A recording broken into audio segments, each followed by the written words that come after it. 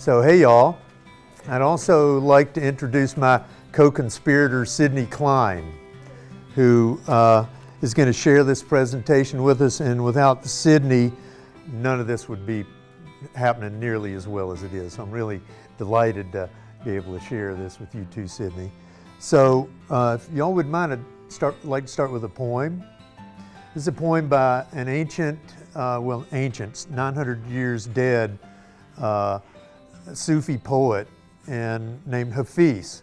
And this poem is translated by Daniel Ladinsky, so it's a little free-willing translation, but I think you get the drift on it. It's called Stay With Us. You leave our company when you speak of shame, and this makes everyone in the tavern sad. Stay with us.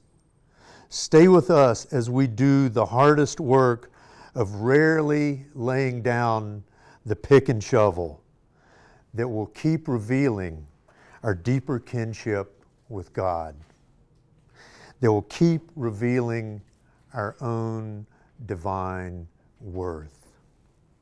You leave the company of the beloved's friends whenever you speak of guilt, and this makes everyone in the tavern very sad. Stay with us tonight. Stay with us as we weave love and reveal ourselves as His precious garment. Thank you, Hafiz.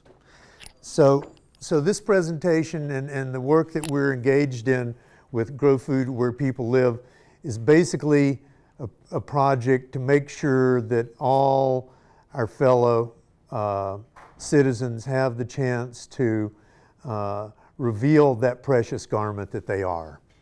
And there are lots of barriers to those most at risk in our population of being able to do that. The way this presentation is going to go is we're going to show you some bad news to start with on statistics on what's going on nationally and globally around childhood poverty and malnutrition. And then we'll get as quick as we can into the story of Grow Food Where People Live and how a small team of folks in our area decided to take on and begin addressing this, what you'll see is really an epidemic of poverty right in our midst. And so that's really what this time is about. And we're going to try to leave plenty of time for questions and answers and conversation and other people's stories about what they may have been engaged in the communities where they live as well at the end. I come from the permaculture tradition, and this is not an ancient tradition as it's in its current modern formulation as a permaculture movement, but basically we build on and stand on the steps of people who have worked to live in right relationship to the land that they inhabit and care for the land and the people that are in their community of life. And permaculture, when Bill Mollison and David Holmgren first started it, was very much of a pioneering effort, and where it really found the most fertile ground. Bill Mollison spread it widely across the world, Africa, Asia, South America, North America, Europe, traveled quite extensively. And where permaculture took hold the best initially was in those places where the need was the greatest, in the populations in those countries that had the least access to services for their people, and where people were literally had exhausted their landscapes from bad land care practices. And so, we went right into the heart of where the deepest need and the greatest challenge was.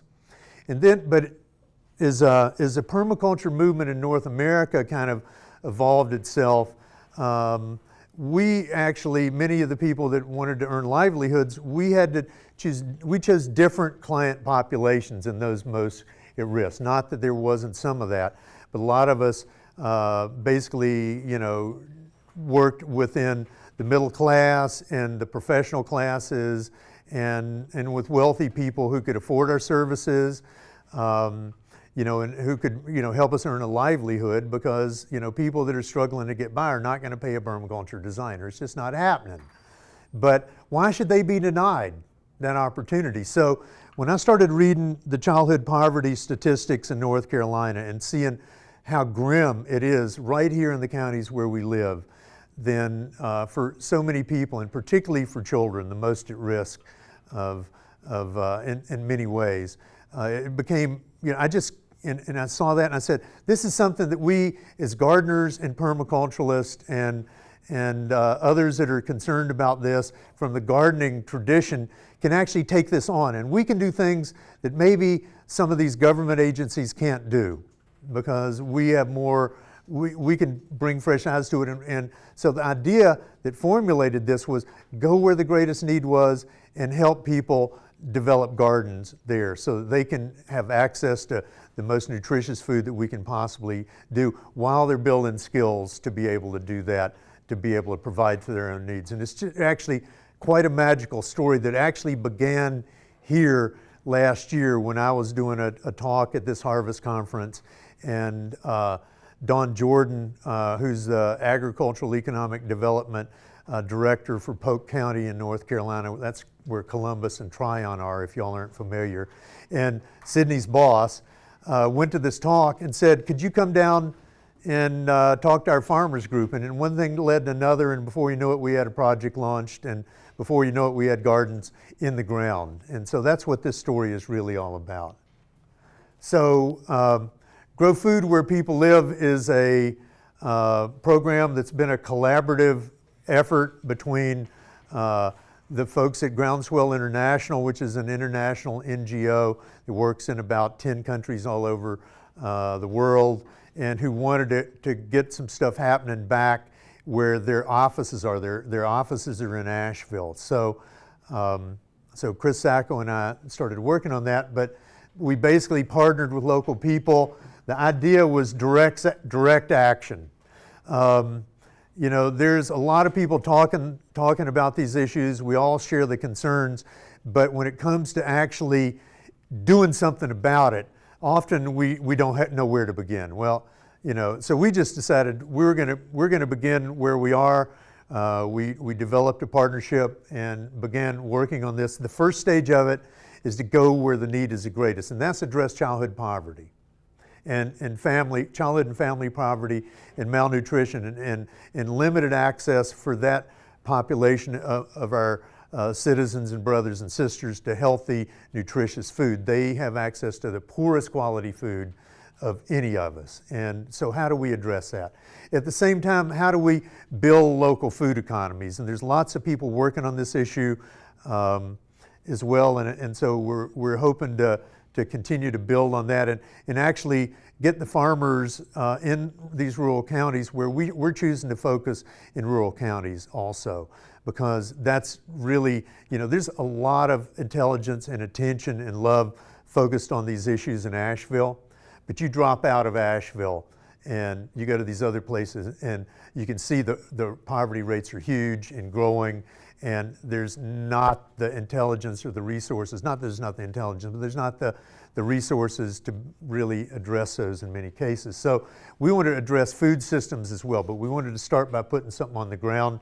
Our whole idea is permaculture and garden-based strategies to accomplish that and grow food where people live. My first name for this project was the PCTPP, which is the Permaculture Trailer Park Project, because we knew we needed to go into the places where, you know, where there's communities of poverty, where we can build gardens that are going to be more than just for individual families. So, so we're targeting places like trailer parks and public housing and things like that. And our first project turned out to be a public housing project. This is kind of anti-TPP.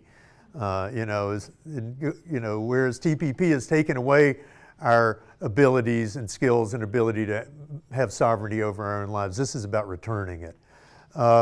So restore community by cultivating interdependence and collaboration, you know, relearning those muscles of cooperation and working together that were so prevalent in this country, and particularly in rural counties not that long ago, 1 or 2 generations ago. All the rural people knew they depended on each other for their well-being. And so they behaved that way, and they shared resources, and they helped each other get by. And So those skill sets are not that far removed that we can't bring them back and freshen them up and put them back into place.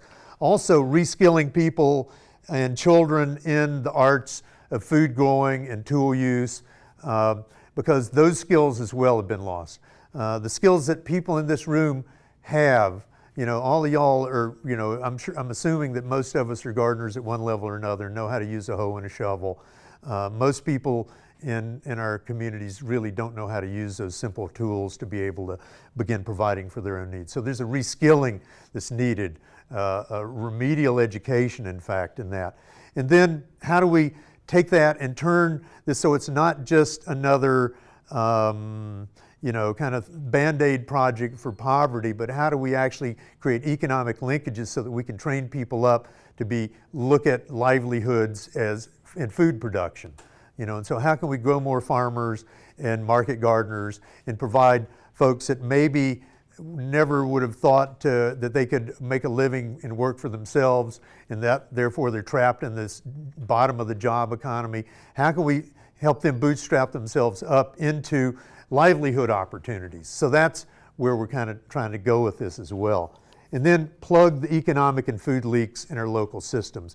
In permaculture, we talk a lot about where are systems leaking. Right now, our economic systems and our food systems are hemorrhaging to the corporations. All the money that we spend on food, most of it's going into corporate pockets, and even with the best efforts to date, not that much of it is going into local pockets. When you look at the overall economy of Western North Carolina, for instance, maybe we're going, after ASAP has been at this, and God bless them for their efforts, because we wouldn't even be close now, we might be going 5% of our own food locally at most. And so where's the rest of the money going to pay for that? It's going to corporate headquarters, corporate farming, industrial food systems that don't serve us. So how do we claw back control at the local level, at the individual level, and at the community level? So that's what this grand experiment's all about. So here comes the bad news. This is where the United States sits among developing countries on childhood poverty. It's 32% of the children in our country, by some standards, are living in poverty. And that means that their families are having all kinds of challenges on where to place their limited money. If the car breaks down that gets you to work, then how are you going to feed your kids this week? Those are the kind of dilemmas that in America, supposedly this exceptional and great country and the leader of the free world and all this kind of stuff, that we're sitting at 32% poverty level, when the Czech Republic, which used to be, governed by the Soviet Union for all practical purposes, has a childhood poverty level of 12.8%. Something is wrong with this picture. And this is something we can do something about. So where do we stand in North Carolina nationally? This is some really good data from the Annie E. Casey Foundation, which is a great place to go, and we've got it referenced at the end, a place to go for information on these childhood poverty and childhood challenge issues. They do a lot of good work. So the darker the coloration, the better overall childhood well-being there is. You can see the Southeast is not doing so well. North Carolina is maybe a step above some of them, but North Carolina is still ranked 34th in overall childhood well-being in the United States, and this is in 2014. That was last year when this study. This is fresh data. South Carolina, anybody here from South Carolina? South Carolina ranked 45th in overall childhood well-being. How is that okay? It's just, for me, it's not. Okay. State-to-state comparison of overall health, and this is children's health, and this is North Carolina was at 32, South Carolina had moved up to 43rd from the worst, or 43rd worst. So, and then you look at these kind of statistics, and these aren't made up numbers. These are generated by academics and private institutions and things like that. Childhood poverty increased in North Carolina from 2008 to 2015 by 25% in that short period of time. But depends on how you read the numbers. 1 in 4 children in North Carolina is living in poverty. That's over 500,000 kids in our state living in poverty every day, wondering where and how do they get fed when the school's out in the summertime. The schools are who's keeping those kids fed right now. And they're not feeding them the highest quality food, I must admit, in most cases. Thank goodness to ASAP for that and the farm to school programs. You can see these statistics. If, you know, and the federal poverty level is like $22,000 a year for a family of 4. The true amount it takes to really cover a family's need to live is twice that. So if you say that those federal levels are only really half of what they should be, that means that 1 million children in North Carolina plus are living in poverty, realistically. And that comes to about half the children in the state. You know, some counties are doing better than others, but that's pretty serious. And the people that are addressing these issues, like the DSS and the health department and people like that, have had their budgets gutted in the last 5 years or 10 years. So they're a mere skeleton of what they used to be as an agency, able to really help provide for people's needs. That's just the way it is. Children of color are twice as likely to live in poverty. And so these are some local county, you know, statistics. This is the U.S. poverty average, and this was from 2008 to 2012. North Carolina is a dark bar, and green is that actual county's childhood poverty levels. And you can see that in Buncombe County and in Henderson County, even those two probably of western North Carolina's counties, the most wealthy ones, childhood poverty levels in Buncombe County are now like 28%. And in Henderson County, they're more like 23%. And those are the best counties in western North Carolina. You know, you look at these others, Polk County, where our project's centered, 30% there. Most of these are hovering, and they were even higher than that. So these are rural counties on the edges, and these are the urban counties in the center. And you can see that we have a big problem in these rural areas. Okay. This is kind of like western North Carolina averages for these counties, and it just shows that increase in childhood poverty that's been going on right before our very eyes, almost silently and unnoticed by most people in our population. So there's what it looks like. Not so pretty. More than $40 billion is spent annually treating preventable diet-related diseases and illnesses in North Carolina. $40 billion. Think we could build some gardens and feed some people with those kind of numbers? You know, so if we could, and where is going to be the solution to reducing those numbers? It's going to be in providing people with access to nourishing, healthy, fresh food, which they don't have access to now. They did a study recently of food banks in western North Carolina in which they talked to the client families and asked them a number of questions. It came up with some interesting results. The #1 coping strategy for a lean food budget for these folks is buying the cheapest food available regardless of health content. That was cited by 9 out of 10 households. So what does that mean about the choices that people are being forced to make in our country, right here where we live? That was from Mountain Food Bank. Of the 451 people that did it, 31% have family members with diabetes, 55% have high blood pressure among their family members, 63% have had to choose between paying for food or medicine or medical care in the last year. That's not the kind of choices that people should have to make in supposedly the wealthiest country in the world. Just to give a shout out to some of the groups and categories of people that are working on these issues in western North Carolina. Green Opportunities in Asheville, Bountiful Cities Project and Grass to Greens, Groundswell International, who we're affiliated with, Bounty and Soul. Do you know anything about, could you tell us about them, Sydney? Uh-huh. I don't know that organization, but it's in Black Mountain. And, oh, that's right, that's a healthy food program. So it's got a garden component, and it's really working to provide people with and a lot of education on. They're working with getting people gardening boxes and putting mentors on them So that's a new program. They got a lot going on. Yes. So that's really some good work going on there. And in all these groups, local food banks, county departments of social services and health, you know, they're really the frontline troops. You're missing one. I'm sure I am. Asheville-Buncombe Food Policy Council. Asheville-Buncombe Food Policy Council. Well, Yeah.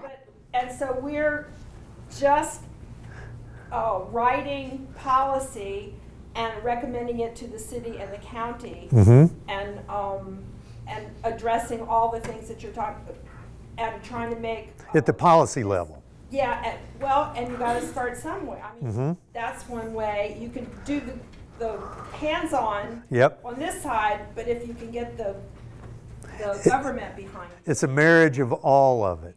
It certainly is. And we're always looking for people to serve on ABFDC. Yeah. A bunch of different clusters. I'm on the water cluster right now. There you go. Water's part of it, right? It's a big part of it. So faith communities, farming and gardening projects for the poor, like the Lord's Acre, which is basically market gardening for giveaway. There's several of those in western North Carolina.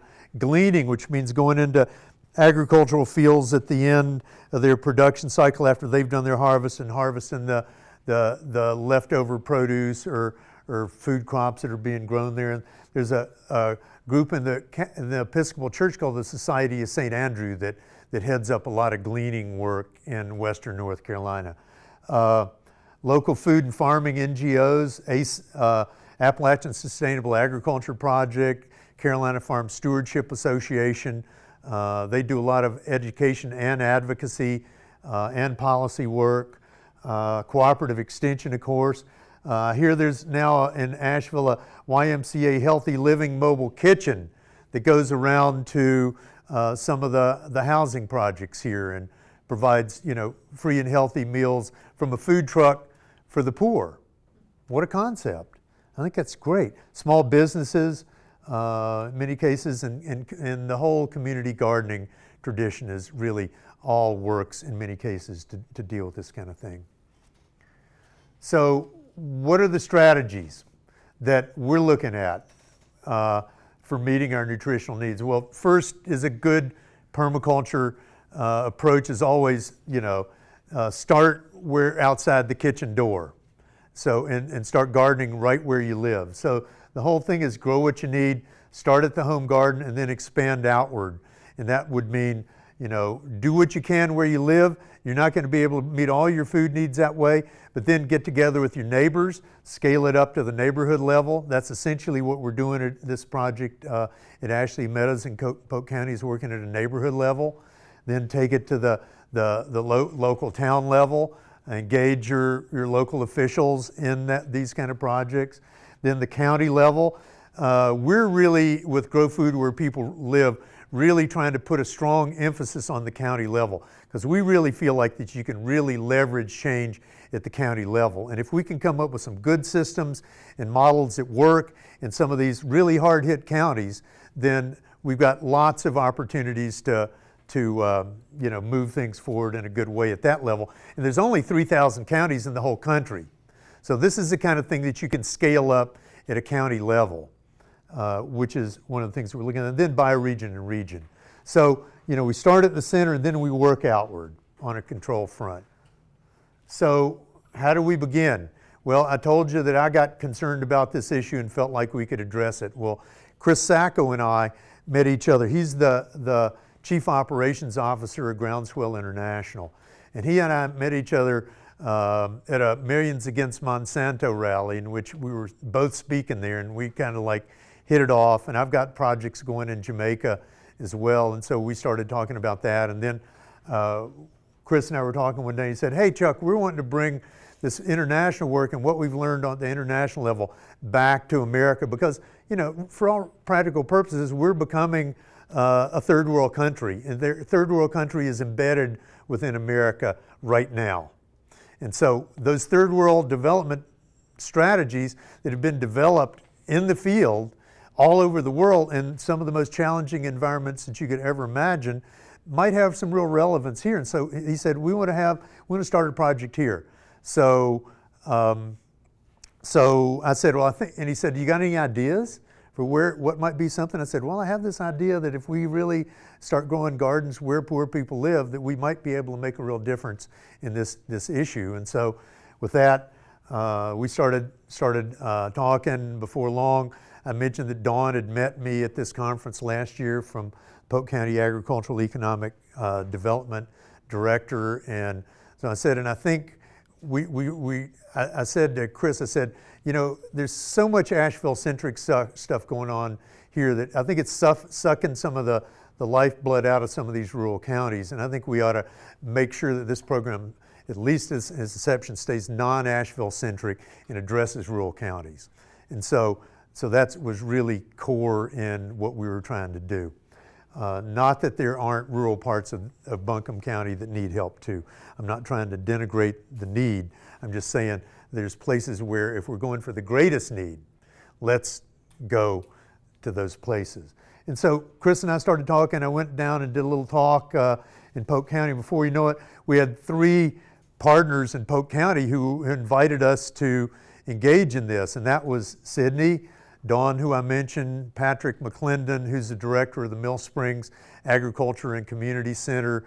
And, you know, so we had county government buy-in right from the get-go in Polk County, which was a pretty amazing thing. And so here we are doing some early meetings. We had our first meeting in January. In March, we kind of like really got our coalition going. And by the end of May, we had a perma blitz, and you'll hear more about what we did at this public housing project down there. This is me giving that talk. I did a talk to the farmers down in Polk County that kind of lit it off down there too, and got a couple of our county commissioners in Polk County right on our side right off the get-go. Best attendance we've had. Huh?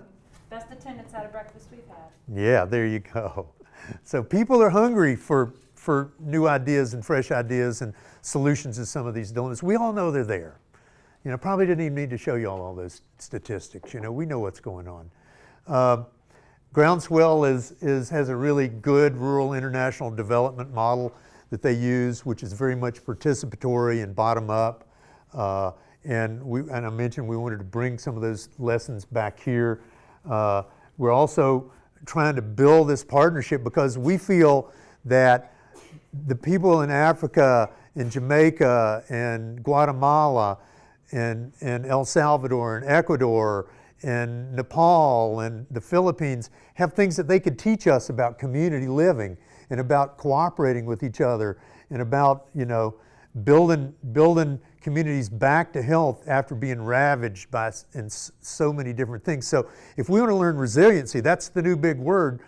Go to those places where people have been, you know, resilient for hundreds of years and have endured 400 years of slavery and all those kind of things. We'll learn something about resilience. So we need to learn from them at this point. It's not all about us going out and, you know, saving other people, really. We need them to help us save ourselves. So they've been learning lots of lessons in terms of starting with strong, achievable programs and getting community buy-in. So basically an action project right off the bat. Having someone on the ground to work with the community, that's been the role that Sydney's been playing, and as well as Dawn and Patrick, but Sydney's been our primary leader in being on the ground there for the community, fielding those phone calls, organizing the educational and technical support work, and working with local partners, and then responding to needs that are right there in the community rather than imposing solutions onto communities, I think is really important. And don't recreate the wheel. We don't need to reinvent all this stuff that other people are doing well. We can integrate it or bring them into collaborations with, you know, with these kind of things and build community on all different kinds of levels to really reweave the health of our communities.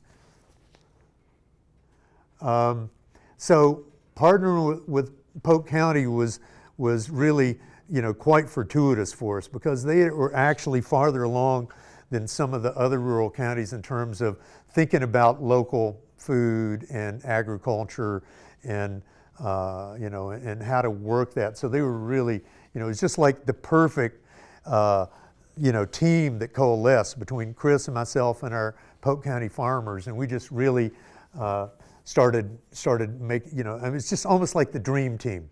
Everybody took responsibility for their piece of it, got their stuff done on time. We're meeting regularly, reporting in, supporting each other, and getting stuff done.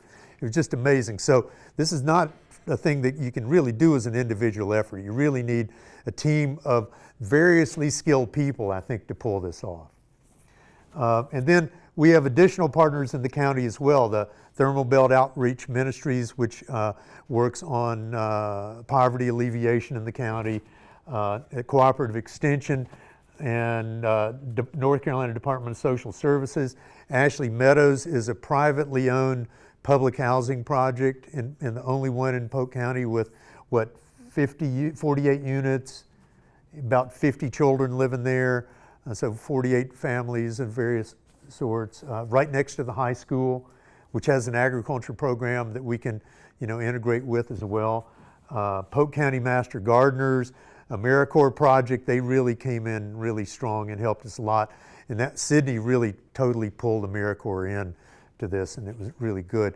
And then the Western North Carolina Conference of the United Methodist Church has been involved in some of our ongoing summer feeding programs and garden activities. That's where Polk County is, probably the smallest county in Western North Carolina. Longer growing season than we have here. An agricultural and rural agricultural county, not that big, 20,000 people in the whole county. There's amazing wealth disparities in that county between the super wealthy and the super impoverished. It's just amazing the difference here. There's more subscriptions to the Wall Street Journal per capita in Polk County than any other county in the United States. And at the same time, their poverty levels are up by 25–30%. So this is kind of skewed because we have a lot of transient population, higher income. Where'd you find that picture? So alignment, so we looked at, I think that we were all aligned in a common purpose.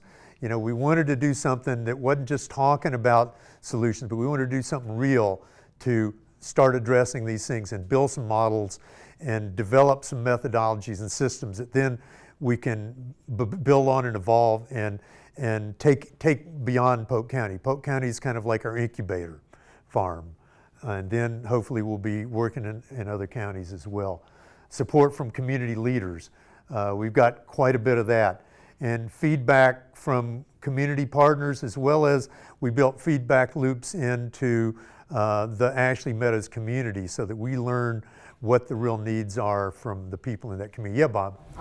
Back to that prior slide, with such a disparity in incomes in Polk County on the supporters who's helping you there, I didn't see any businesses or any of who would probably be the money in Polk County that's on your side there. Yeah, well, we're still working on them, but we'll get to how the businesses supported us. It's pretty amazing what the local small businesses did.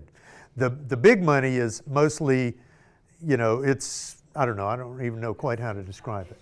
Huh? It goes to the community foundation. Yeah, and there's a big horse community. It's a lot of equestrian people, and they're not all that well integrated into the community by and large at this point, but we got our eye on them. And anybody that knows any, people like that, it's great to be able to get them engaged, and it really helps, integrate, different populations in the county when you can build interdependence like that. So we had an event. This was hyper organized. We were just over the top. We got the county's ambulance service to come out on this big planning day that we did there and park an ambulance here in case anybody got heat stroke or any kind of injury on the job or anything like that. And so we really did a lot of engaging with all these different services within the county, and they were all open to it. We never got a door slammed in our face or somebody saying they wouldn't help us throughout the whole thing. It was quite amazing that way.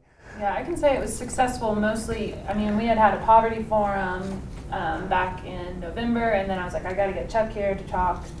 And then just so many people in the county were ripe for change, and we had so many little projects that were just there, but they didn't have the capacity, they didn't have a lead, and so that was, we just needed someone to come in and help us, and that's what this project really did.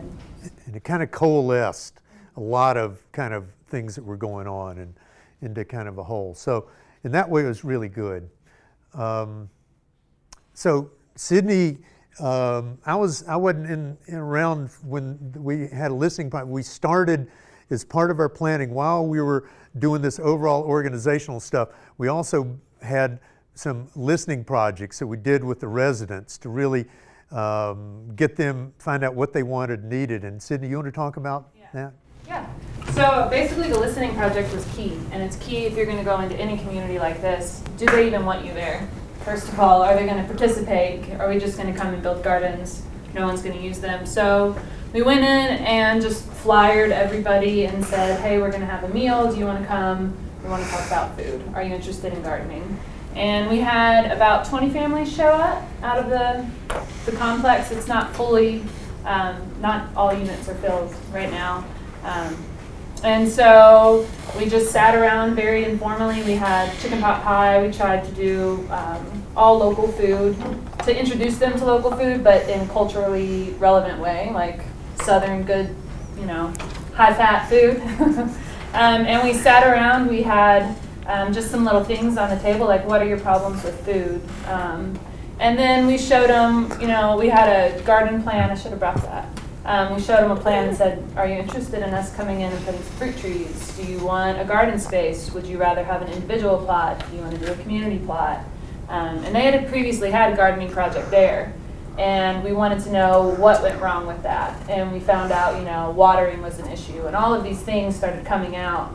And that was just the first step. After that, we had several other meetings before anything was put into place, but we really just wanted to gauge the community first and see if that was the right spot.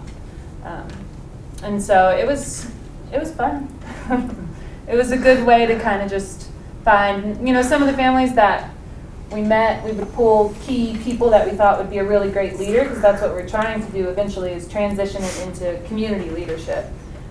So we wanted to pull those people, and there's a few that now have come out of the woodworks that didn't even attend the first listening project. As leaders. Yeah, as really strong leaders. Mm-hmm. Mm-hmm. So we were also, so all these things were kind of going on concurrently, because we really, from the time we really got it cranking, which was about mid-March or something like that, till our launch date for this garden perma-blitz to plant a bunch of stuff out, was May the 30th. So we were doing a lot of concurrent things. In the first, so while we were doing listening projects, we were also doing site analysis. Sydney and I were going out there and identifying different places. As you can see, this is the project. These are all 8-plex units, I think. Here's a community center and main office right there. As you can see, it's a wide open landscape. And they were having trouble even growing grass there. They'd had lots of erosion problems, and so the ground, as we discovered, was packed, hard as a brick, at least 2 feet deep. But so we started identifying places for gardens in these medians between the parking areas. That's where we put in some of our first vegetable gardens, but also fruit trees around the playground area, berry bushes. And so we just started doing some early iterations of looking at where we could do different things. This area, this field right here is a field that next year we're going to put into staple crop production, growing, food like potatoes and sweet potatoes and corn and beans and pumpkins and squashes and things like that, staple foods. These have been not so much of that, but they've been skill building on that. So we didn't want to, in permaculture, you can go overboard on design and over-elaborate it and disempower everybody from even thinking they can take it on. So we're taking the opposite approach, which is start with the bare bones structure and good functional placement for all the locations for the grape vines and future nut trees, as well as existing fruit trees and berry bushes and garden spaces.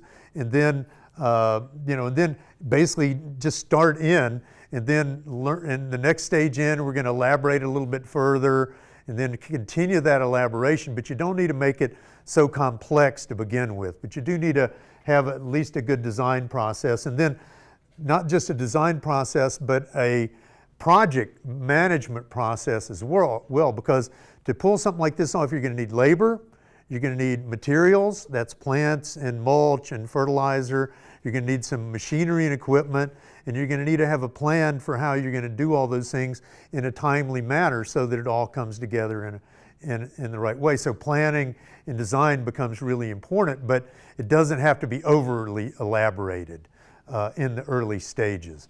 So, you know, this has gone through a couple of iterations, but I think most of our original analysis still holds pretty well. We also, Sydney, you want to talk about the follow-up listening projects? Yeah, so this is where they previously gardened, was down here, and most of the gardeners lived in this unit and this unit, and there's no water. There's like a little spigot here. So what they were doing, and water there, they have to pay for their own water. And Polk County, if you're on city water, the base rate is $90 a month. These are low-income families. That's just to get city water, $90 a month. But that's unlimited amounts of gallons? No, that's just like the basic, the lowest level of gallons. The subscription that you Yeah, pay for. exactly. So, you know, they were like, this is one of the main problems was the water. And so they were taking buckets, there's a creek here, going down to the creek, getting buckets of water and taking them out to the field. So no wonder it didn't work, because nobody is going to do that. A lot of them are handicapped. There was only one handicap bed here down by the office. A lot of them had kids, you know, you don't want your kids running across the road there. So part of it was like, why did last year not work? And that was really incorporated into the design process. And what we found were there are water spigots, you know. We located where they are. And here, and so, and most of the families that wanted to participate were right in this area. So we decided instead of, I forget, where would we initially? We were going to initially put some gardens up on That's the right. here, and we decided these are perfect to start because they were smaller, and we had about 13 families, so it was a good place to start. So we asked them that, and then we also asked them what kind of fruit trees, and the watering issue was one thing we wanted to set up before we put the gardens in, and the owner actually agreed to let us use the office, these watering spigots, which the office pays for. So that was a really good thing. And We got good support from management and the owner on this. They bought in. So that was a big part of the planning process, was meeting with the residents. I was meeting with them once a week or so and just talking about the project and giving them realistic expectations. So water catchment was not a part of the solution because of the expense to get the gutters in place and things like that? It's in the future plans. The owner, part of the issue with working in an affordable housing neighborhood is it's very manicured. So rain barrels, things like that, it's kind of, we want to start where they'll let us, and then slowly they'll see the successes and let us do more. But we do, I think, you know, we've planned some drainage stuff here, because what the high school's up here is a huge impervious surface. We get all this runoff coming down. And originally, Chuck had wanted to landscape these hills, which were eroding, to kind of prevent the erosion. But the owner said, no, we're putting in retaining walls, and spent, you know, several $100,000 to put these retaining walls in. But And water harvesting is definitely part of the long-term plan, but we got to build credibility with the owner first. And they've got massive water problems on this site, and have had a history of that for a long time, and their solution to it was to try to channel it off in a way as quick as they could, but they built these units right up to the property line. Here's where it comes in, right here and right here, off 100,000 square feet of impervious surface up above it or more. And so, you know, so the engineer that did the original design should have been sued. We could talk about that, but that's the elaboration that goes on into the future. We're hoping to catch the water, but that ground was so hard no water would penetrate into these places. And we had to actually, before we could do anything, the day before this big permablitz event, we had an excavator come in there and break up that soil, and it was having trouble breaking up the soil.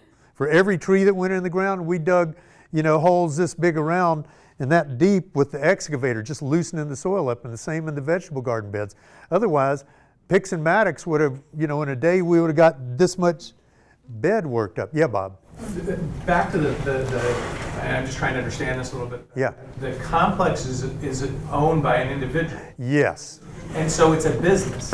Yes. Section 8 housing, yeah. Okay, but it's a business. Yes. The owner is in this to make a profit. That's correct. So aren't you, it seems to me, with this whole project, you'd be diametrically opposed to the owner, because the owner would love for anything again, assuming the owner's focused on profit, making money, Yeah. right? Well, part of that is the buy-in too, is, what we're focused on is not, maybe the owner's making money off of this, but this is a huge population of low-income families that want a garden, that have, there's 50 kids on the property. If we can convince that owner to let us come in, we're gonna enhance their property, but at the same time, we're providing families food. So in the long run, they're gonna have this property full of fruit trees, and it will always be Section 8. So they're getting value added to their property too? Why they did it? No, they did it because the owner actually is not just purely a private thing. She's got public housing projects from DC to Polk County. She's got 7 or 8, maybe 10 of them that are income earning things, but they're Section 8. They have to fall under federal guidelines, for rent assistance, and they have to provide so much education and enrichment programs and stuff. And fortunately, the owner of this one was a woman, not a, bare knuckle, bean counter down to the, squeeze every penny out of it they could. And she was a farmer. And she raises rare breeds of chickens on her farm up in Wilkes County or somewhere like that. Yeah. So she was open to it. And She also had significant health issues too, and so her husband had passed away, and she realized it was what they were eating, and she had switched to organic garden, plant-based foods. So she was very receptive to this program. yeah. So yeah. Now, you have the high school on board? They're Because if they have an you said they have an agriculture program, why can't, for their runoff, like Evergreen Community School has done here, they got a series of retention ponds to clean that water as it goes down the hill into Hawk Creek. It would be great. It would be great. And we approached the school about seeing what we could do about that water problem, and we talked to the administration, and they were not in the least bit cooperative or helpful. Thank you. Now, the agriculture teacher would be supportive, and so we're hoping to have more collaborations. But the schools, you get into that kind of politics in these small counties sometimes, where it gets into power and control, and there's past history, and many different issues. It was bad design from the get-go on this project. The engineers flubbed it. They basically screwed it up by trying to squeeze everything up to this property line. And then the owner spent hundreds of thousands of dollars trying to rectify it over time. And instead of grass, if they tried cover crops that'll actually loosen that soil up? That's also hard. Listen, management wants minimal maintenance. They want to mow grass, and they want it to look nice and neat. Buckwheat just as easily as That's a nice argument to try to make, but They're also dealing with standard, in a rural county, we have pretty standard landscapers. It was hard for me to get a cover crop for the lower field. yeah. From a legal perspective, how do you handle, like, say you go in and you start this project, and then 3 years later the owner says, well, get the hell out of here? We had event insurance during the event, and that cost us. All this money in these trees and this. Well, we'll get into that story a little bit. Yeah, but we did have some insurance. We had a clear agreement with a contract with the owner of the property as well. So we were doing legal due diligence. We're doing insurance. We're doing all these things while to build up to this event in which we're getting to. We Yeah. signed a memorandum of understanding. Yeah. Covered at least 3 years that they're going to utilize this space and not, cut down all the trees, or, the gardens are going to stay. So that was very clear. We knew we needed to set up an agreement from the get-go. I was just curious how. Yeah, it's complex, and we could probably spend all day at this, but we want to make sure that we can at least cover this, and then we'll try to leave a little generous time at the end for more questions too. So, Sydney, you want to talk about the fundraising a little bit? About local businesses and those kind of things. It was amazing. We went around the county and asked for help, and then we also asked some of the businesses in Asheville. Fifth Season gave us all our soil amendments for free at cost, or they just gave us probably $1,000 worth of amendments, probably, or $500 to $1,000 worth. We had a local farm that gave us all our plant starts. Lowe's Hardware gave us 50% off of our whole, huge bill. We went in there and bought like 6 or 7 carts of things, lumber and things for the handicap beds. This guy was amazing. Our excavator guy. He came in, they showed up with the wrong equipment, and he ended up showing up at like 6 o'clock on a Friday night, the night before the event, and did all our excavating for us for free on the whole site. Useful plants nursery gave us a bunch of plants. Bucci Kombucha actually started a seed. The seed variety is for this project. It donates money to the project. And, so they helped fund. Bucha provided some of the funding that made it possible. And then also in terms of like the owner buy-in, and we said, hey, we're going to put this in, but you need to invest too. And we showed her how much we were getting in donations, and they matched a lot of it. They bought us some really nice hoses. They got all the mulch for the project. They did the cover cropping of the lower field for me. They're going with us on the watering systems we're putting in. So they've been really great. And then just volunteers, people in the community wanted to come out. And we wanted more to come out, but we also wanted to limit it. So we didn't have a ton of people at our first get-go in case it all went to crap. So it was just amazing. People wanted to donate, and we raised over, in kind in terms of materials and people's time, $38,000. We did this on a budget of, I think overall what we spent, we got a small donor grant. I think we spent like $1,100 on the event total. 11,000, wasn't it? No, 1,100. 1,100, okay, yeah. To landscape this whole site and build these plots. Yeah. So we really leveraged, the local businesses and got them engaged, and they all wanted to contribute. We offered, some of them said, okay, can you give us a discount on the horse manure or the compost that we were going to use? They gave it to us. They wouldn't take any money from us. The same with, I don't know whether the mulch was that way, but it was just like this opportunity for people to be generous, and they stepped up. I mean, it was really quite impressive. How many of the donors asked whether you were 501? How many what? How many of the donors asked whether you were 501? None of them in Polk. I think, so for like fifth season, Groundswell asked for that stuff, but I mean, in Polk, people see the need. A lot of the people we were asking, they're living in poverty themselves, and they want to help their neighbors, really. Yeah, it's quite amazing. So basically the model that we used, and what we did is all this was leading up to this mysterious May 30th event, which was a permablitz. And what we did essentially in a few sentences is all this organization went in a one-day event. And during that event, we had close to 80 volunteers. We had children's activities for 25 kids. We had team leaders that ran teams, and these were all local permaculture people and AmeriCorps folks and volunteers from within the community that were the team leaders. And then we had all these different volunteers. There were kids' activities, art activities. The kids were painting rocks and signs and planting strawberries and hanging baskets and fully engaged. The residents, we had all kinds of residents out there working on it. And then we had some master gardeners and some other volunteers from around the community. And for a one-day event to plant huge amount of materials. So what's a permablitz? It was developed by some Australian permaculturists in Melbourne, Australia.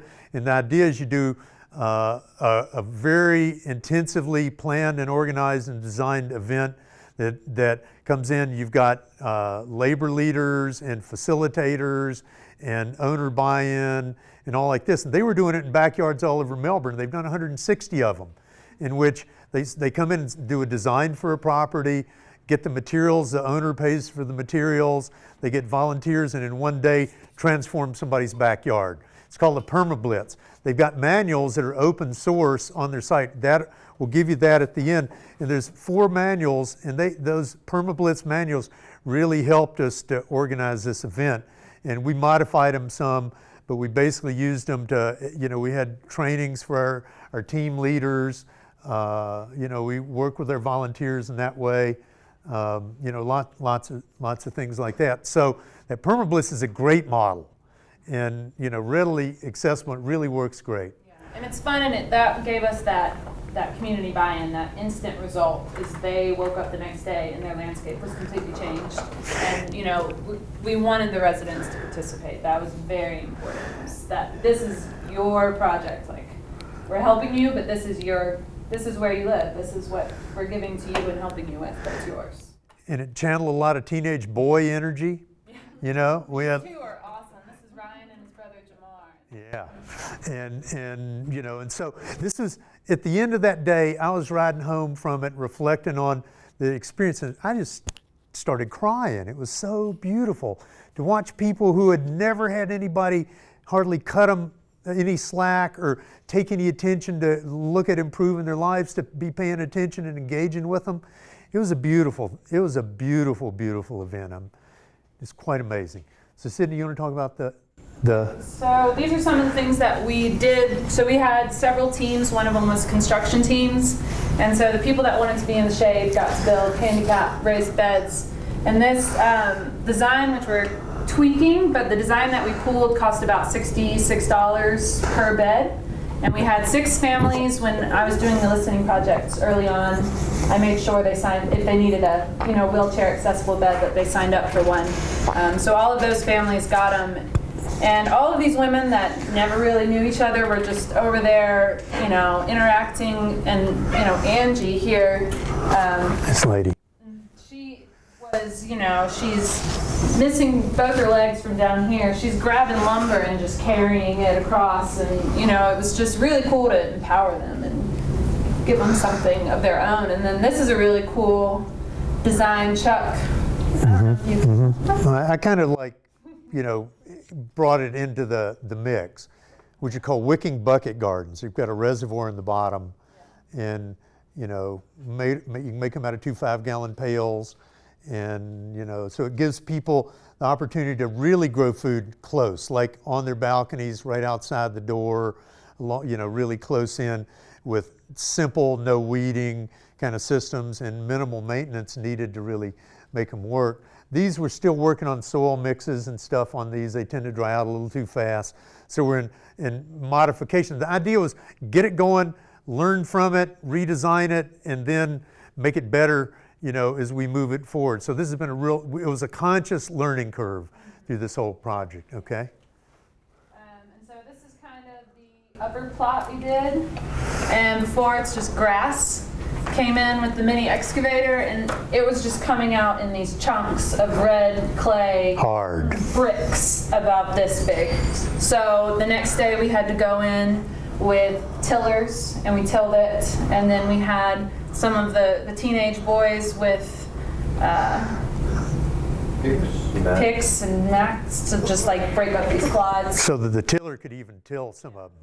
And then tons of soil amendments. We built the beds up and then added mulch, compost, lime, rock phosphate, fertilizer, and all of those were, all of it was donated. 100% of it, actually. Till that in and started, I don't know whether we got anything planted that day, but the next week we did. And we actually had 2 plots like this. They're over 1,000 feet. And this one took a lot longer than expected, and the residents were getting worried in the lower area that they weren't going to have their plot developed. And it was maybe the last hour, and we were all pretty spent. We just all went down there and did it and got 2 of these done in one day. And the boys were very helpful with that. They loved breaking the clods. That was the most exciting thing for them. Yeah, good physical activity. They love running that tiller too. And this is at midsummer. So they grew, I had them pick their plots. So however many families were up in the top, we would divide up the plots equally. They had a couple extra plots, and they were all like, well, why don't we grow some corn?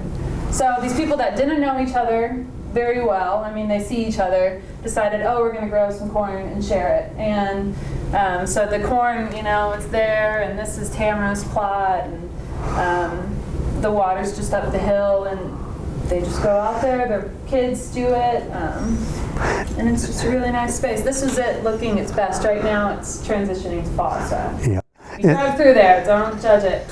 And the other thing is Look at where we located these gardens, right where people park and can daily tend them and see them. So it's not off in a field somewhere where the coons are getting all the corn. You know, these folks can really keep an eye on it. When they get in from work, they can check on their plants and engage, and you know, then they're out there together socializing, working on it too. So it's really amazing how this little gardening program has really built community in that place where community really didn't exist before. And Tool shed or anything like that? How was that done? The tool shed, so the owner did buy tools, and we're in the works of they're gonna build out their landscaping room or whatever. yeah, they got a maintenance supply room. But right now they have a really great maintenance man, Hugh, who will unlock the thing, and the residents can come and get tools if they need them. It's also where the fertilizers, and it's all organic fertilizer. So where the organic fertilizer is stored, if they need some, they just go in there and they get it. Diatomaceous earth, you know, various things like that, yeah. From the residents, happening soon? Not yet. The residents really want compost, so that's been something to talk with the owner about. Is like putting in, because again, that Section 8 kind of manicured landscape. But you know, 2 of them actually have been like, well, I've been saving my coffee grounds. I've got this bucket in my kitchen. What do I do with these coffee grounds? I'm like, well, we can compost them. So we covered worm bins one day. We had a class on worm bins and, you know, small scale home composting. But I would really love to get like a 3 system, really good composting system going. The key here is these are very beginner gardens. And the whole thing is you got to start somewhere and then you elaborate it. Yeah. You know, we know, you know, you need all those support elements to really support the ability for people to garden. But you begin and then you do as you can, you know. And if you wait till you got everything all in place, you'll never begin. How many projects have died by being talked to death or people thinking they had to do it perfect, you know? This is much more important to get started. And then we'll get the rest of it worked out as we go. Because gardens are not static. You know, the gardens are evolving and alive. Okay, Sydney. Each resident had a spot. Yeah, they each That wanted it. 3 rows. Yeah. And this is the kids' playground. We wanted to really amp up the kids' playground, put some berry bushes, apple trees. These are berry bushes in here with some vegetables planted among them. Yeah, we planted some squash and melons and stuff around them.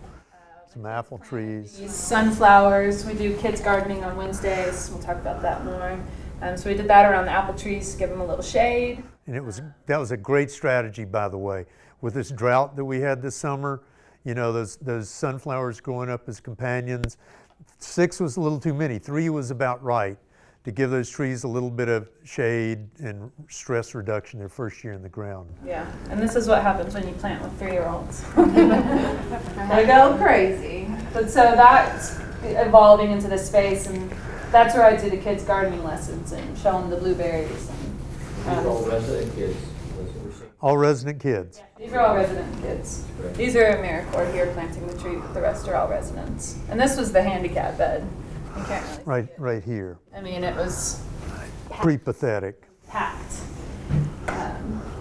These are along the office here. There's Nanking cherries and blueberries, and then we went back in and we had extra stone and Dylan Hamilton built this really nice stone border there. And all this was emitted the same as the garden beds, rock phosphate, compost, because the soil there has no mineral content. It's basically It's a gardener's nightmare of soil, because to deal with all the erosion, they just packed it and packed it and packed it. And so literally it's packed, who knows, we never got to the bottom of the packing. You know, we went down in place of that excavator 3 feet and it was still packed. So grass would barely grow. yeah, the grass wasn't growing. That's why we chose the medians also, was the grass was dying there anyway. So we're not going to mess up their landscaping by tilling up dead grass. Then by the office, we wanted to create kind of a community space where they, you know, everybody comes here to get their mail. And so we thought, well, this is where they're all coming. Let's build some kind of community thing.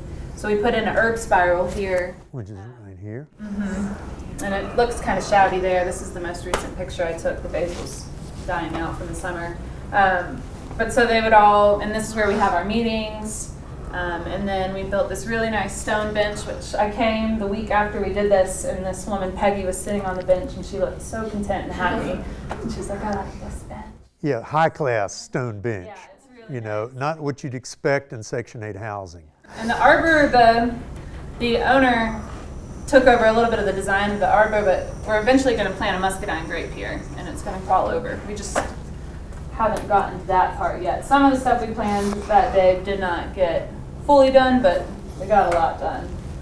So this is all that we did in one day. We built 2 of the garden plots over 1,000 feet, 6 handicap raised beds, 12 of the wicking bucket gardens. We built a stone bench, herb spiral, the beginnings of the arbor.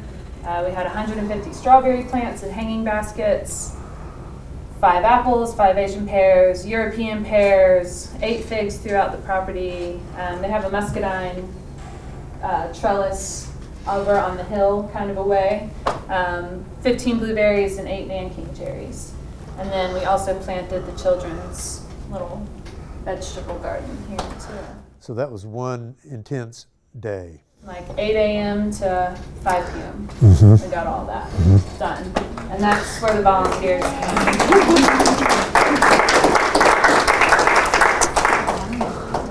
So continuing support is really important. We want to build community leadership, but they don't have any skills yet. So that's part of it, is teaching them. So we meet once a week, and I think this is really important for building that community as we get together. And they're not all struggling or having issues by themselves. We're all in it together.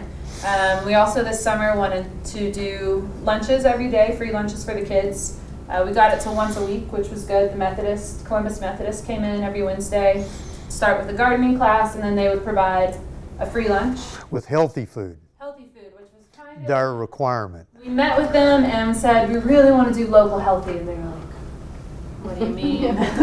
And we were like, like egg salad, you can do local eggs. And so you want to start somewhere. And if they don't want to do it completely local at first, that's okay, because they're learning. And by the end, they were bringing in more things. One lady would go to the farmer's market and get peppers.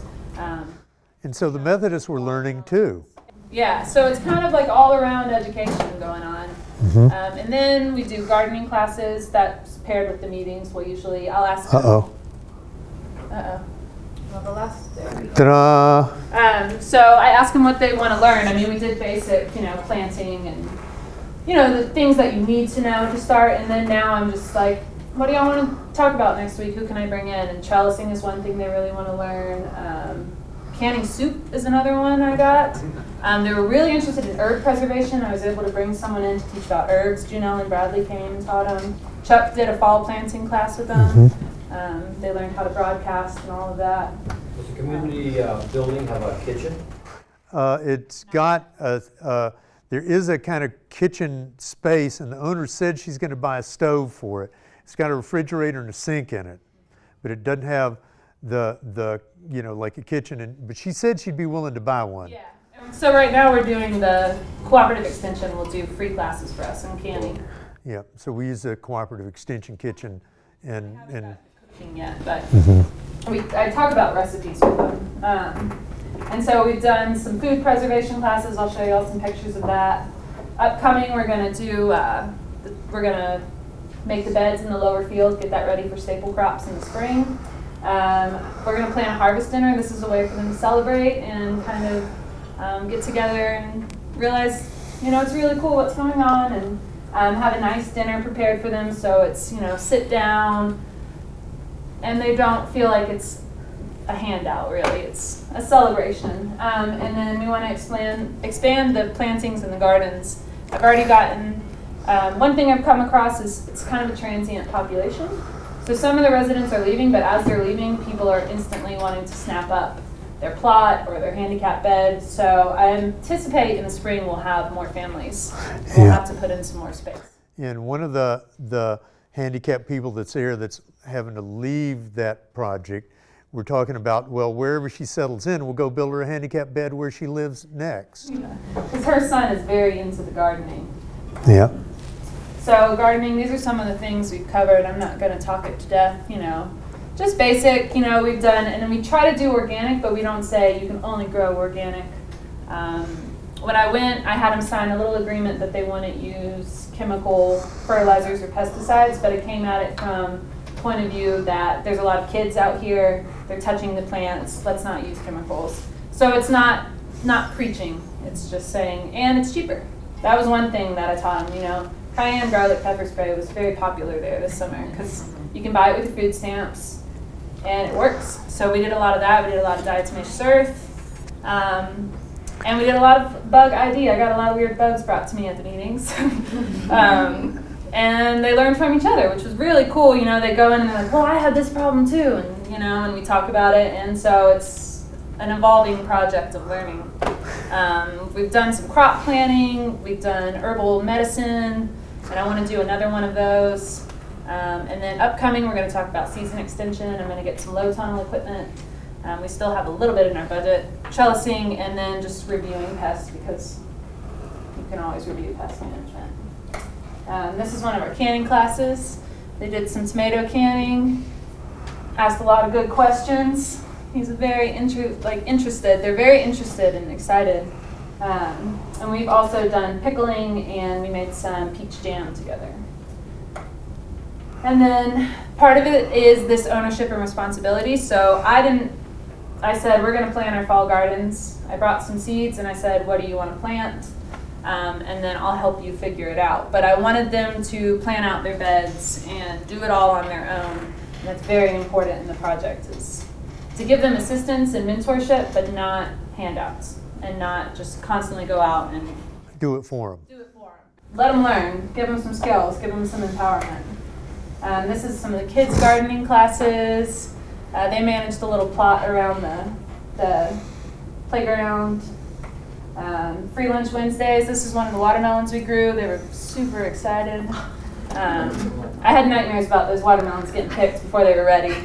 A few of them did, but we got one. We got one really good one. And it was funny because the church brought a watermelon from the store, a seedless watermelon. And we had this one already cracked open by the end of the gardening lesson. And the kids were like, that watermelon down there doesn't taste as good as this one. And I was like, yes. So that's a basic lesson. Seedless fruits and vegetables don't taste as good as the one with seeds, and it's true for grapes and it's true for watermelon. So this whole seedless watermelon thing is a bad move. It just turns it over to the corporations that are breeding those plants. And then we saved the seeds from this watermelon, which they were very excited about. So they all took home some seeds for next time. Did you teach them how to shoot the seeds? Spit seeds? We had a seed spitting competition. All right. So the whole thing I think that comes out of this is this building community connection. That is where it all starts, really, is just building this. And Chuck can speak to this too, but these people didn't even know each other before. A lot of them struggle with severe depression. They have PTSD. They're handicapped. They have chronic illness. They're dealing with pain constantly. And you can just see them when they're out in the gardens. Especially Ethel, she's out there and you can just see the change. And I love that picture because she looks so happy. And they're just really excited. They just love it. And, they all know each other now. I caught these two driving together the other day, and they came and visited me at the Ag Center. And it's pretty neat. And then when I was teaching them their fall gardening, there were a few that weren't able to be there. And the others were making sure that they got their transplants and their seeds. Those folks, their neighbors that weren't there to be able to receive it, they were making sure they didn't get left out of the distribution. It was not like, I want it all. It was like, I want to make sure that Patricia gets her seeds over here, and and Angie gets her little garden set up for her, and this kind of stuff. So it's really building and cultivating this interdependence, which is, really what we can do when we are in the garden. We learn interdependence with the natural world, and if you do it at this kind of level, people are actually learning, relearning what interdependence really means in community support. It's amazing. So moving forward, the project, Groundswell is going to support Polk for at least 3 years. What Groundswell's model does is it comes in and it builds that collaboration within your community so that you are able to become independent. And develop those relationships. And we're going to work on the food system there and do more of these projects. We've got some edible landscaping at the Department of Social Services coming up. We're going to expand Ashland Meadows. And then ultimately we want to do about 6 of these throughout the community at some trailer parks, other low-income neighborhoods. And we're going to start linking this with a farm incubator program and a farm link program so that residents that are very engaged and involved in the gardening can come and join the farm incubator program and learn how to farm. Because I've had some residents already express, like, we could sell this, like we could make an income. So, you know, finding those people, putting them in a program. So it's not just giving them food to have sustenance. It's food to make a living, something to give them a job, something that they enjoy. And link that up, bringing in the horse farms and the horse farmers, the wealthier people, trying to link them with, a lot of these people have extra land and they want somebody to come and grow on it, but all the farmers in Polk are aging out. So linking them up with some of these new younger farmers to come in. And then part of it also, we're going to develop a 10-year food system plan. We got a USDA grant to be a community of opportunity, so we have some technical support with that. So Groundswell is going to also help with that too. We want to do a restoring local food system guide by year 3, and this is really key here, is the food system guide and training up others, because we want to take this across county by county and get them doing it on their own, basically. Train them how to start this process, and that you don't have to overwork it, you don't have to overplan it. Just go in and do it, but this is what you need to have to get it done. Yeah, so that other people can, so this becomes a replicable model, that other people can more or less pick it up, maybe, you know, get a little bit of staff support, or at least maybe some trainings, get some handbooks that they can take and, immediately go into the communities where they live and begin developing successful projects like that to really, really work this. And I think one thing that's also important is Sydney was talking about, this livelihood piece and the economics piece.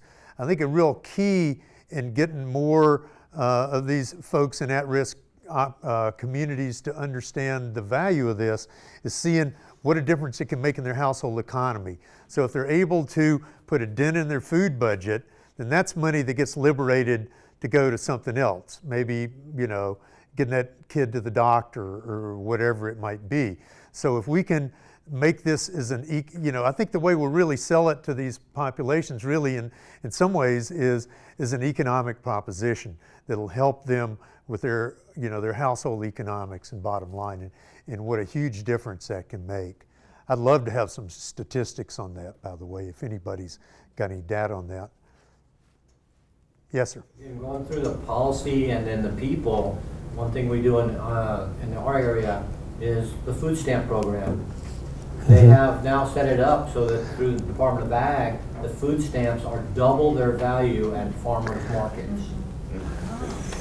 So the incentive now for economics is to use those food stamps in a place where you get 2 pounds of something rather than 1 pound of something. Now, is that a general across the country thing? Across the state. The Department of Agriculture provides extra money to supplement that. Wow. With the food stamp program. No, ma'am. No. Where do you live? What I'm saying is, you all talked about policies, and I live in Florida. Okay. And so there's something to look at in terms of extending what you have, because you sound like you have a real great buy-in. Yeah, and we actually have that in Polk. We do the double. Our local community foundation gave us a grant to double our SNAP dollars. But what we found is a lot of these populations are so just in the middle of nowhere, and they don't have access to the kind of knowing that the programs are there for them. So that's a big piece, is sharing it with them. And I shared it with the Ashland Meadows folks, and they actually started coming. Yeah. So probably a matter of education too. Yes. Chuck, you mentioned on the ground help, and obviously Sydney's there on a weekly, daily basis. And you started as AmeriCorps, but what position have you shifted to be there and think 3 years down the line? Because I think your presence is key, really, in a lot of ways. Right. So right now it's grant funding. We're working on grant funding for me to be a manager. I'm doing private contracting. And so you're just going to be an independent contractor? For this year, but Gotcha. we're working on, there's things in the works to hopefully get me a more stable position, and build up a lot of grant funding so that we can. So that's one of the places where Groundswell has real ability, is in the fundraising. I mean, that international organization is a collaborative organization of all these other 10 or 12 partners.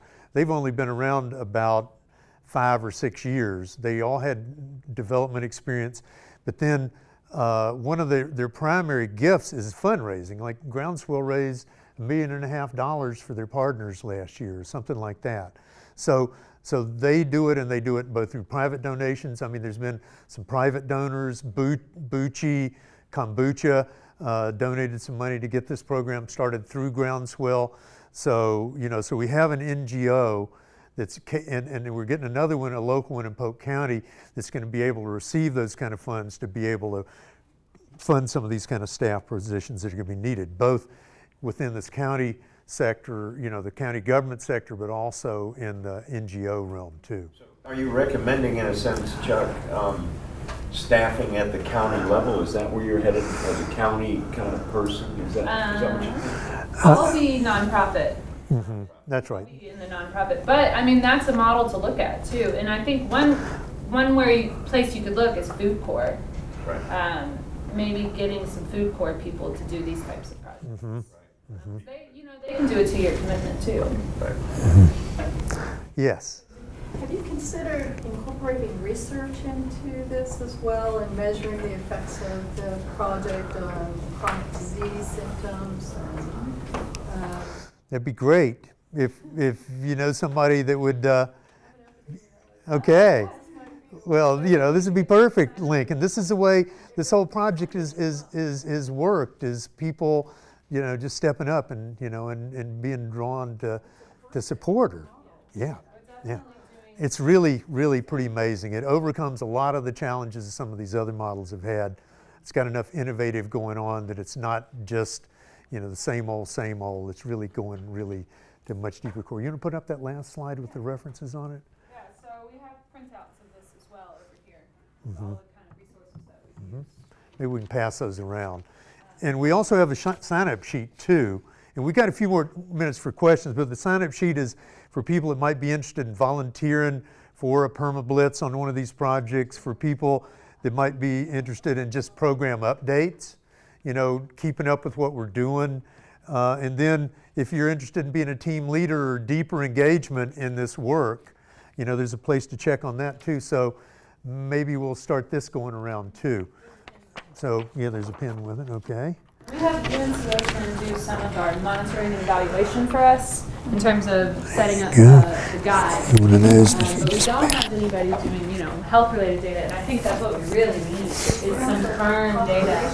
Yeah, and bringing in research too. It brings in funding and also like hands-on grad students and things too.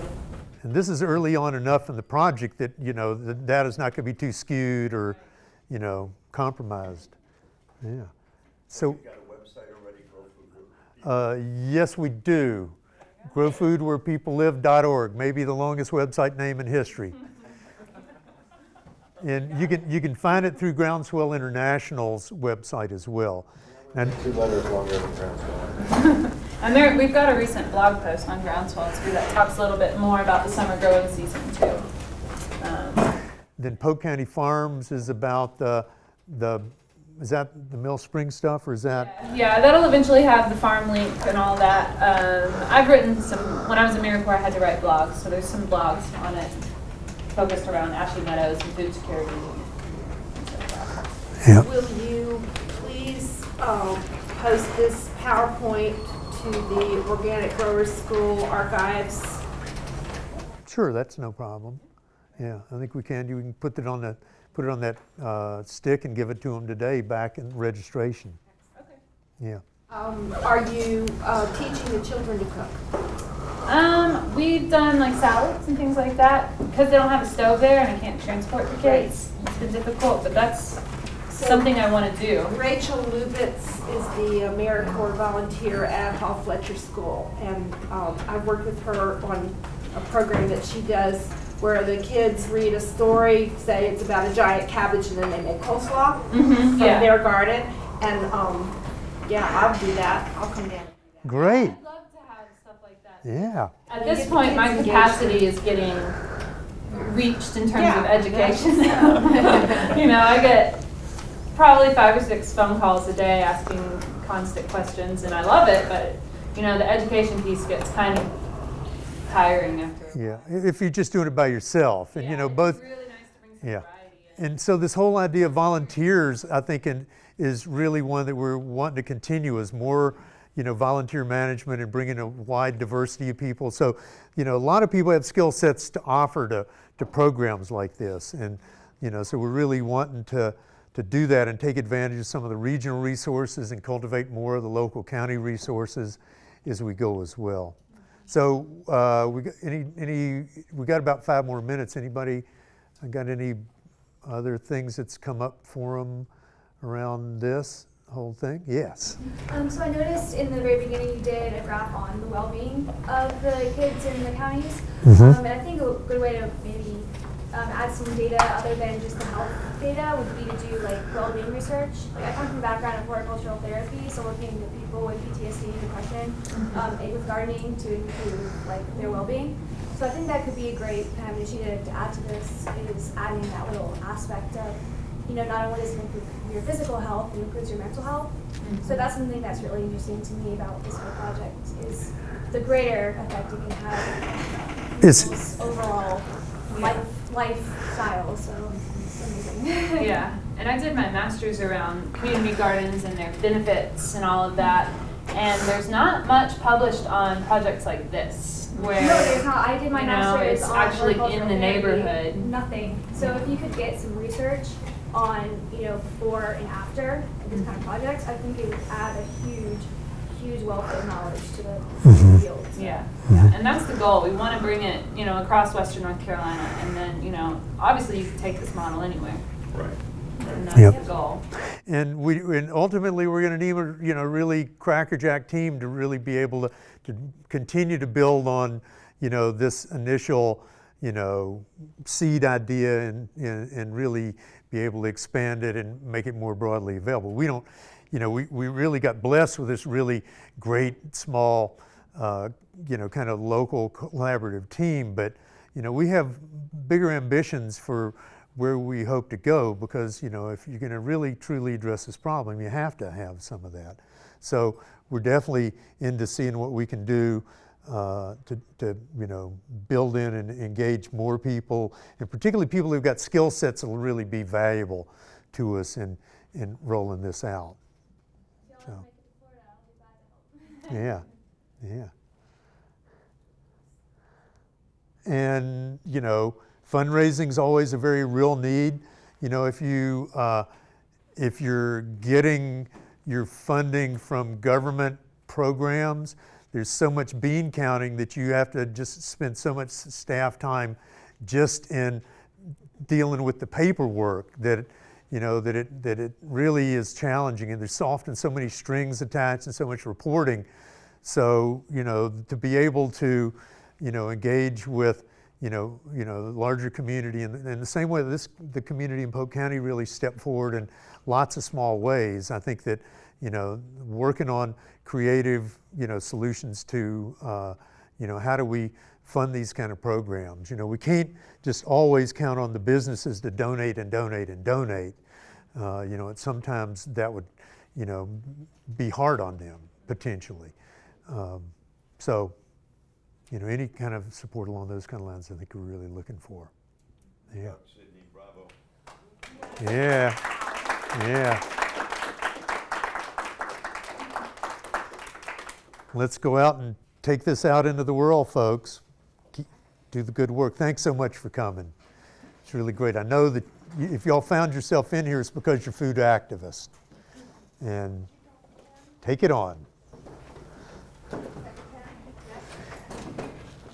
All right. Thank you so much. I was also curious. So you said on the site where yours. So you're a nonprofit and you can accept donations? Groundswell is, yeah. Groundswell is. And but they not can Grow accept- Food. Okay. And I can well, target it to you? Yeah, you totally can. Back? Absolutely. Okay, I Absolutely. want to buy the oven for the clubhouse, for the, Ah. and I want to make sure it has a dryer in it. Ah. So that they can dry some vegetables. and All herbs and right. things, okay? Excellent. Yeah. All right. Yeah. Did you sign up on that list? And No, I was looking for okay. this, but I haven't. Sign up list is on the move. Yeah, but maybe is this you got? Okay, and this is also, so I want you to add Asheville-Buncombe Food Policy Council to your list in the Okay, PowerPoint. well, happy to. And then you had the raised beds for the handicapped people. Yeah. You know about square foot gardening. Yeah. And that fill is so fabulous. This company in South Carolina. That's not far away. That's Mine's Woodruff. vermiculite. Yeah. And he gave me a bunch for some gardens that we did at Paul Fletcher. Yep. But they also, he knows the square foot gardening guy, the one who wrote the book. Right. And they are bagging the mix. Oh, And nice. I bet he'll donate. Oh, He's a that's real great. nice guy. That's great. So I want to be sure to capture your contact information before we get away, or you get away, or any of us get away. Customers.